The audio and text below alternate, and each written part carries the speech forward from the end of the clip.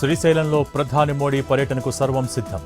మధ్యాహ్నం 2 గంటల వరకు వాహనాల రాకపోకలపై ఆంక్షలు.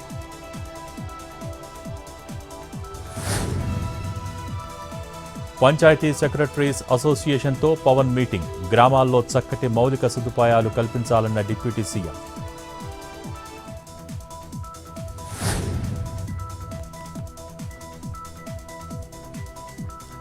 మావోయిస్టు అగ్రనేత ఆసన్న లొంగుబాటు. రేపు ఛత్తీస్గఢ్ సీఎం విష్ణుదేవ్ సమక్షంలో ఆయుధాల అప్పగింత. ఆసన్నతో పాటు లొంగిపోనున్న 70 మంది మావోయిస్టులు. ఏపీ ప్రభుత్వానికి కృష్ణా బోర్డు లేఖ. పోలవరం బనకచెర్ల విషయంలో తెలంగాణ అభ్యంతరాలపై లేఖ. తెలంగాణ అభ్యంతరాలపై స్పందించాలని ఏపీని కోరిన బోర్డు.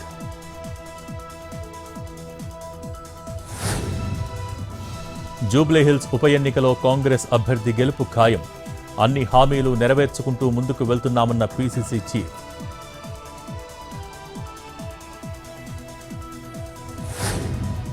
లాయ్ డిటెక్టర్ టెస్టుకు నేను రెడీ. చంద్రబాబు, లోకేష్ రెడీనా? జనార్దన్తో బలవంతంగా నా పేరు చెప్పించారన్న జోగి రమేష్. నిజాలు బయటపడాలంటే సీబీఐ విచారణ జరగాలన్న వైసీపీ నేత.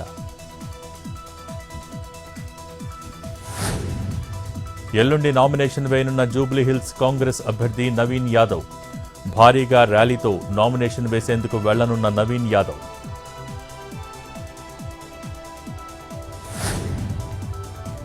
మిథున్ రెడ్డి బెయిల్ రద్దు పిటిషన్పై హైకోర్టు విచారణ. కౌంటర్ దాఖలు చేయాలంటూ ఎంపీ న్యాయవాదులకు ఆదేశాలు. తదుపరి విచారణ ఈ నెల 29కి వాయిదా. నకిలీ మద్యం కేసులో దొరికిపోయాననే భయం చంద్రబాబుకు ఉంది.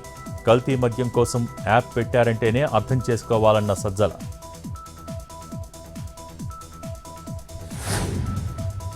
హైదరాబాద్లోని ప్రముఖ మిఠాయి దుకాణాల్లో ఫుడ్ సేఫ్టీ తనిఖీలు. దీపావళి నేపథ్యంలో 43 స్వీట్ షాపుల్లో దాడులు. రూల్స్ పాటించని పలు దుకాణాలకు నోటీసులు జారీ.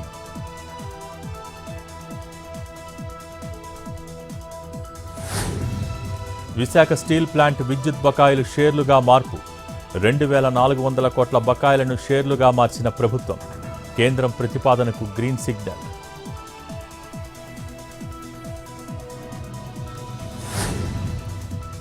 అనకాపల్లి జిల్లా బల్క్ డ్రగ్ పార్క్ ప్రభావిత గ్రామాల్లో పోలీస్ పహారా.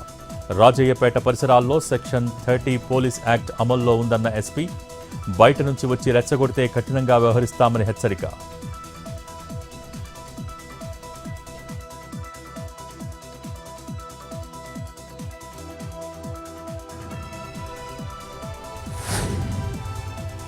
హాట్గా బీహార్ అసెంబ్లీ ఎన్నికలు. అభ్యర్థులను ఖరారు చేస్తున్న పార్టీలు. 12 మందితో బీజేపీ రెండో జాబితా. ఫోక్ సింగర్ మైథిలీకి టికెట్ ఇచ్చిన బీజేపీ.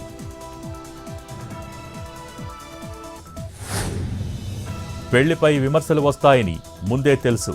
టీవీ షోలో మ్యారేజ్పై స్పందించిన అవికా గౌర్. అది తన చిరకాల కోరికన్న హీరోయిన్.